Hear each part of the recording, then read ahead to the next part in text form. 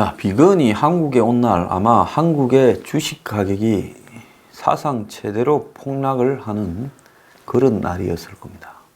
그게 뭘 의미하는가? 그리고 그 사람이 한국에 와서 임종석을 먼저 만나고 한국을 완전히 휘젓고 다니면서 만날 사람들을 거의 다 만났습니다. 자, 이렇게 미국의 차관보급 인물 한 명이 와가지고 화제를 불러일으킨 적은 별로 없었을 건데요. 자, 왜 공교롭게 비건이 오는 날 주식 거의 최악의 상황까지 떨어지고 오자마자 또 임종석부터 만나고 이렇게 했느냐. 이제 이 배경에 대해서 여러 가지 이야기가 나오고 있는데요. 지금 비건이 임종석을 따로 만난 것은 한국이 종전선언을 저렇게 서둘고 평양선언과 군사합의를 비준을 시켜버리고 그리고 연내 철도 도로 연결을 하려 하고 내년에 산림 녹화 예산을 1억 달러를 배정을 하고 그리고 지금 개성연락사무소에 100억 이상 되는 돈을 쓰고 도대체 이렇게 비정상적으로 서두르는 의도가 도대체 무엇이냐라는 걸 갖다가 한번 두목을 만나서 확인한 다음에 그 다음에 미국이 선거 이후에 우리가 당신한테 이렇게 할 수 있다라는 선거 이후에 미국의 대북 대남 정책이 수정될 수 있고 그것은 매우 강경한 방향으로 갈 수 있다라는 경고를 하기 위해서 온 걸로 보입니다.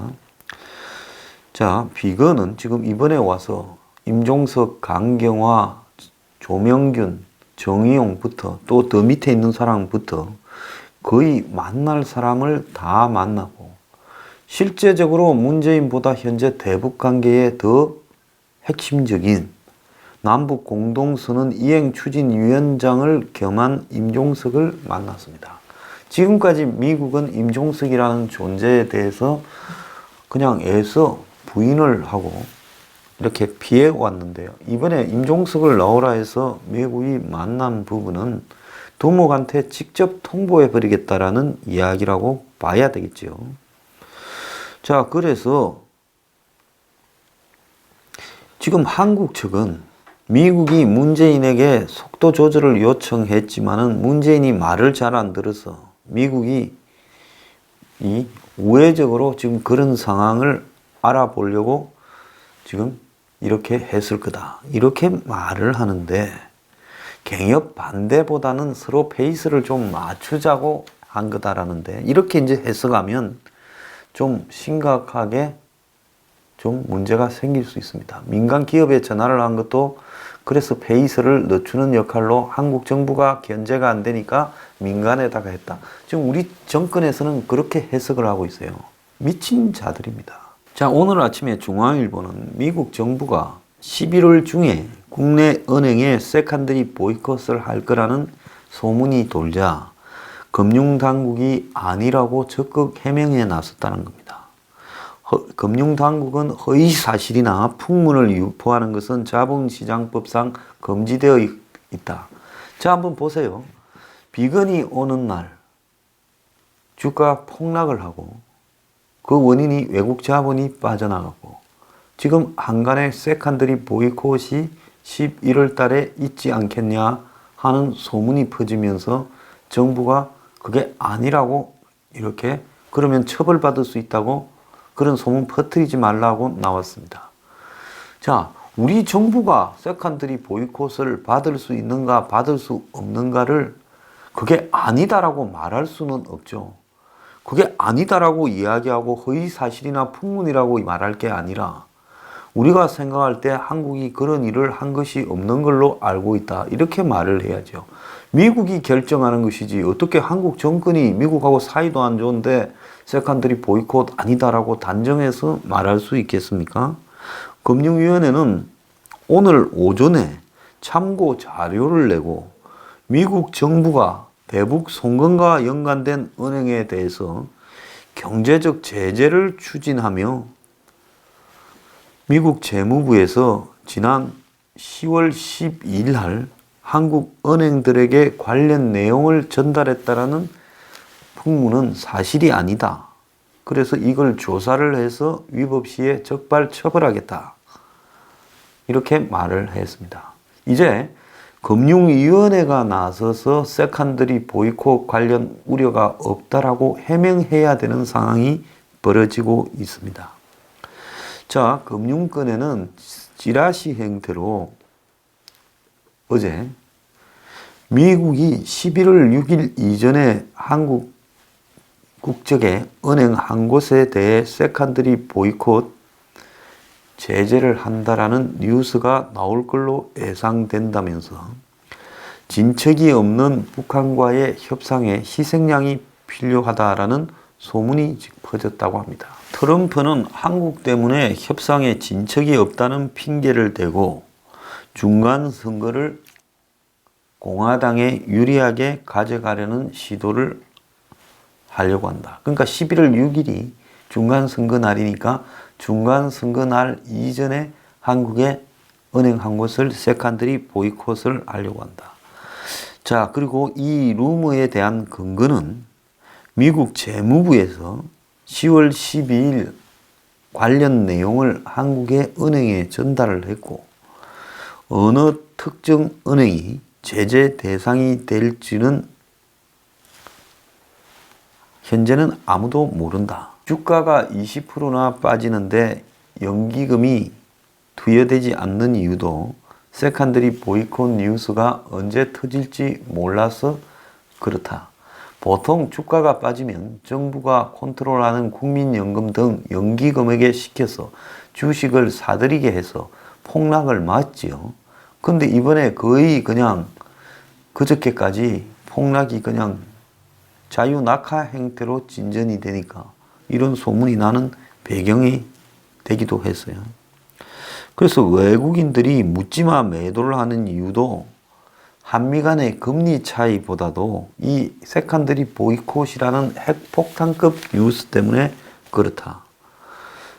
그래서 일주일 후에는 이제 이런 사실들이 알려지게 될 거다. 이런 내용이 돌아다니고 있다고 합니다. 그래서 은행들도 서로 알아보고 난리가 났어요. 그래서 뭐 찌라시라서 신빙성이 없다. 이런 소문이 돌고 있는 데 대해서 금융위원회가 사실이 아니다. 이제 해명까지 하고 나섰는데요. 자, 미국은 중간 선거가 끝나면 많은 사람이 바뀔 거라고 지금 이야기가 나오고 있습니다. 자, 그러면 미국의 많은 참모들이 바뀌고 트럼프의 충성파들로 이렇게 교체가 될 거다. 이런 이야기가 나오고 있는데요. 자, 그러면서 지금 매티스 국방장관이 거론되고 있고 또 니키 헤일리 유엔 대사는 이미 물러가겠다고 이야기를 했고 또 트럼프와 사이가 안 좋은 이 세션스 법무장관도 물러난다 그러고 심지어 윌버 로스 상무장관도 물러나고 또 이 켈리 비서실장도 뭐 물러난다고 한 지 오래됐고 또 그의 측근인 커스텐 닐슨 국토안보부 장관도 물러가고 라이언 징크 내무장관도 물러간다고 지금 이야기가 나오고 있습니다. 자, 그래서 이렇게 많은 장관들이 물러나고 특히 트럼프가 민주당원이라고 불렀던 매티스가 국방장관이 물러가게 된다는 것은 미국의 정책의 변화가 요구되고 있다. 이렇게 해석이 될 수 있겠죠. 그래서 이제 지금 이 미북 고위급 회담이 언제 열리느냐. 이제 중간 선거 전에는 열리기가 틀렸습니다. 지금부터 한 열흘 전에는 10월 말쯤에 이 비건과 또 이 무슨 최선희가 판문점에서 만나지 않겠냐. 그래서 비건이 이번에 한국에 올 때도 최선희 만나러 온다. 최선희가 아니면 딴 사람이 판문점에서 북한에서 내려와서 만나게 될 거다 했는데 사실은 한국의 관료들만 만나고 갔습니다. 그뿐만 아니라 폼페이오가 김영철이나 김여정이하고 만날 거다 했지만은 그것도 미국이 중간 선거 전에 북한을 달래기용으로 흘렸다가 이제 물 건너 가버렸습니다. 그래서 미북 고위급 회담이 중간 선거 직후에 열릴 거다. 그래서 폼페이오, 김영철이 11월 둘째 주에 뉴욕에서 회담을 하면서 미북 회담을 논의할 거다 하지만은 이거는 지금 선거 전의 이야기고 미국의 선거가 끝나고 나면 이런 이야기가 싹 사라지면서 미국이 북한과 한국에 매우 냉정하게 변할 수 있다는 겁니다. 그럼 어떻게 냉정하게 변하느냐? 미국은 일단 아까 말한 그런 장관들이 교체되면서 기본적으로 대북 대남 정책을 다시 수정하게 될 거고, 트럼프도 지금까지의 역살람이, 즉 이제는 트럼프가 시간이 끌면서 11월 6일까지 끌고 가보자. 북한이 사고만 안 치면 끌고 가면 된다 하고 끌고 갔던 부분이 선거가 끝나면 선거 끝난 이후에 맞추어서 새롭게 강경하게 대북 정책을 이렇게 설정할 가능성이 있습니다. 그러지 않으면 트럼프가 1년 반 이상을 끌고 가면서 1년 반이 한 1년 8개월을 끌고 가면서 북한과의 관계에서 무사하기가 어렵다라는 걸 본인도 알 거라 봅니다. 말로는 2년, 3년 뭐 이야기를 하지만 시간이 뭐 제한이 없다 하지만 결국은 자기 무덤이 될 거라는 걸 바보가 아니니까 알 거라고 저는 보고 있습니다. 자, 그렇게 되면 미국이 북한에 매우 강하게 이렇게 돌변할 수 있다. 새로 쫙 바꿔놓고요. 그래서 미국 국무부의 아태 담당 차관보, 핵심 북한을 다루는 자리에 국방부도 아니고 국무부 아태 담당 차관보의 스틸 웰이라고 강경파 준장 출신이 들어 앉은 것도 선거 이후를 대비한 포석이다. 그리고 비건이 와서 선거 전에 한국에 한번 싹 경고해놓고 가고 우리가 선거 이후에 강하게 대처할 거니까 너네들 알아서 해라고 한번 흘리고 간 거죠. 자, 지금 이런 상황이라면 한국의 언론이 보도하는 내용은 지금 전부 거짓말이라고 봐야 돼요. 2차 미북 정상회담 도와달라고 미국이 한국의 촉진자 역할을 요청했다. 이거 미친놈들 아니면 이런 기사를 쓸 수 있겠습니까? 한미 공조 잘 되고 있다며 균열과 우려를 불식시키기 위해서다. 조만간 재개될 미북 대화 앞두고 우리 정부와 최종적으로 조율을 했다. 다 웃기는 거짓말을 하고 있습니다. 이번에 와가지고 했던 이야기 중에 하나는 한미 간에 얼마나 서로 간에 이견이 심했으면 뭘 만들기로 했는가 하면 사전 조율 실무 그룹을 만든다는 겁니다. 실무 워킹 그룹을. 말이 좀 복잡하지요. 자, 미국과 한국이 보다 긴밀한 대북 공조를 위해 새로운 실무 그룹을 구성하기로 했다. 비핵화와 제재 이행을 위한 조율을 강화하는 역할을 할 거다. 비핵화와 조율 이행입니다. 제재 완화와 종전선언 미북 회담이 아니라요. 그러면 비핵화와 제재 이행을 위한 조율을 하는 실무 워킹 사전 조율 그룹이 만들어진다. 말 복잡하지요. 그럼 이게 뭐라는 이야기겠습니까? 한국하고 미국하고가 비핵화와 대북 제재에서 서로 손발이 안 맞으니까 뭘 발표하거나 행동을 하기 전에 미리 사전에 실무자들, 이것만 전담한 실무자들이 만나서 이거는 해도 되느냐, 해서는 안 되느냐 이런 거를 조율해서 서로 입장을 똑같이 맞추기로 하는 것을 이 전담하는 팀을 만들기로 했다는 겁니다. 비건이 와서 한국에 이틀간 있으면서 한 일의 핵심이 뭔가 하면 한미 간에 실무 그룹을 만들어서 대북 제재에 대해서 서로 통제하는 팀을 운영을 한다는 겁니다. 즉 북한의 비핵화와 제재 이행을 관찰을 하는 것, 그리고 유엔의 제재와 합치하는 남북 간의 협력, 이런 거를 갖다가 언급을 했다는 이야기입니다. 그래서 이거는 북한의 비핵화에 비해 한국이 남북 간의 교류를 앞서가는 부분을 통제하기 위한 팀을 미국이 강하게 만들으라고 요구해서 미국의 요구로 만들어지는 거다. 그래서 미국 정부 관계자는 남북 교류의 상당수가 유엔의 제재에 들어가는데 한국 정부가 계속 면제해달라, 예외해달라 이렇게 해서는 안 된다라는 것이 이번에 실무 그룹을 만드는 목적이라는 겁니다.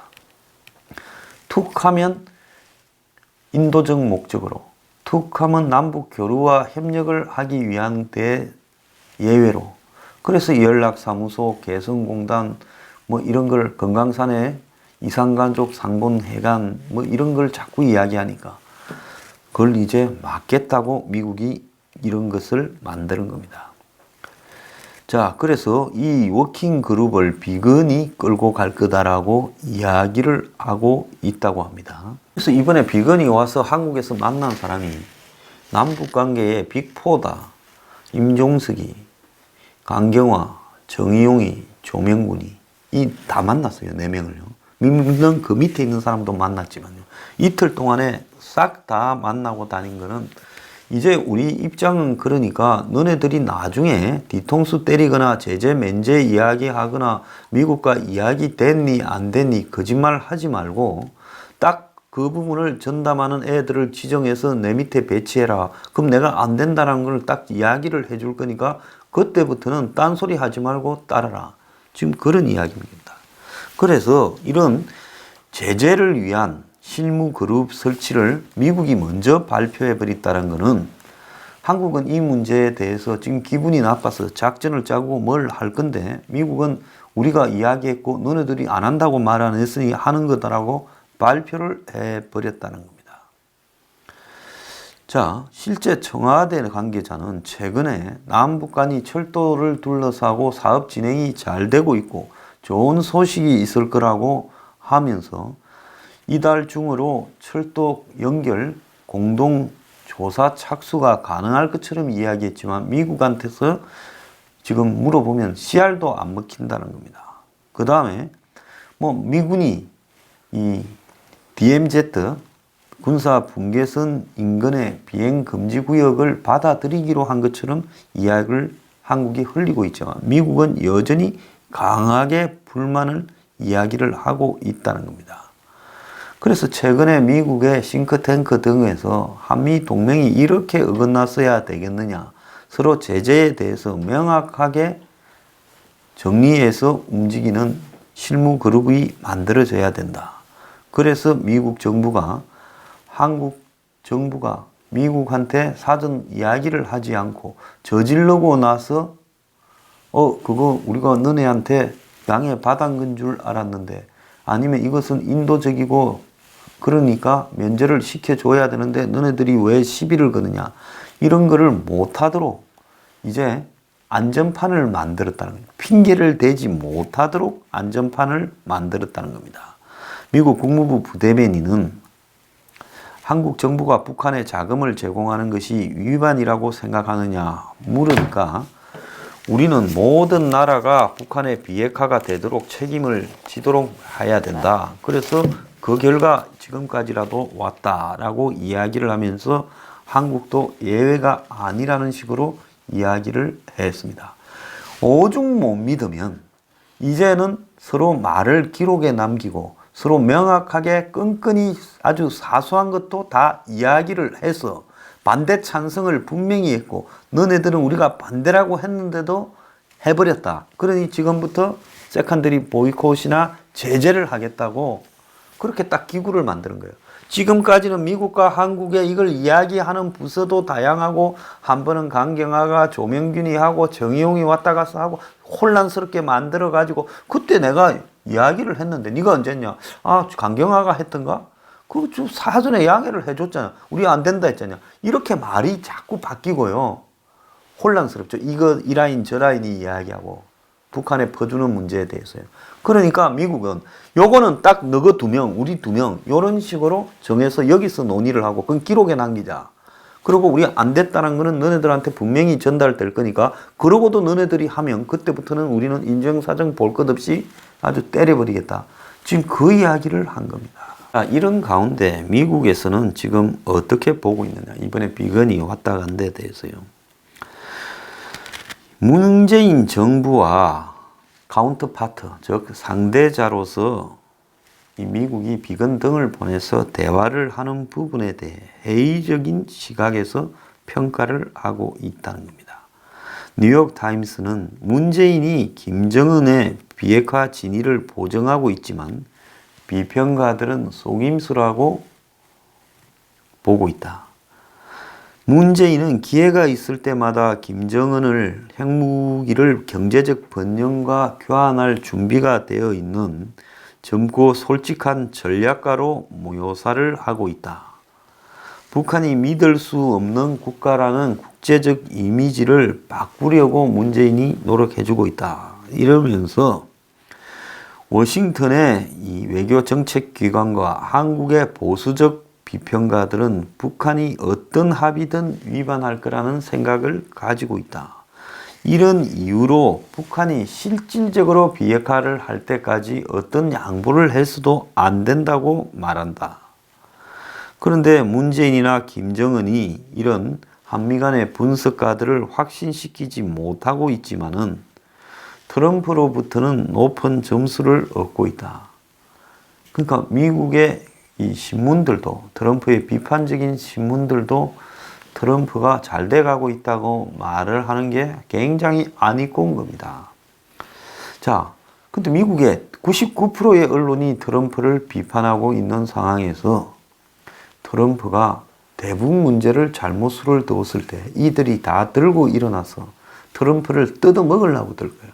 그러니까 트럼프가 중간선거 이후에도 지금까지처럼 하다가는 큰일 나니까 일단 시간을 벌고 난 다음에는 입장을 바꿔야 될 상황이라는 거죠. 블룸버그 통신은 비건의 방향이 한미 간에 얼마나 이렇게 손발이 맞지 않고 미북 간의 비핵화가 진전되지 않은 단계인가를 보여준다면서 이 비건이 최선희 간의 만남이 빨리 이루어지기를 비건이 바랬지만은 이것조차도 안 되고 있다라는 것이 현재 이 미북 간의 한계를 보여준다. 이렇게 말을 했습니다. 자, 지금 러시아에 방문 중인 신홍철 북한 외무성 부상이 러시아 기념 행사장에서 주 러시아 미국 대사를 만났는데 존 헌처맨이라고 서로 아무런 대화도 나누지 않았다고 알려지고 있습니다. 자, 이 와중에요. 이 북한은 5.24 조치를 해제하라고 지금 이 큰 소리를 치고 압력을 넣고 있습니다. 우리 민족끼리 등 북한의 대남 선전 매체들은 지금 5.24 조치를 한국 정권이 빨리 해제하라고 지금 하고 있습니다. 얼마나 속이고 거짓말을 하고 뺀질뺀질하게 빠져나가면 이제 서로 대북 제재에 대해서 그냥 기록에 남기고 딱 그 라인만을 통해서 이야기하자고 실무 워킹그룹을 만들었겠습니까? 기가 찹니다.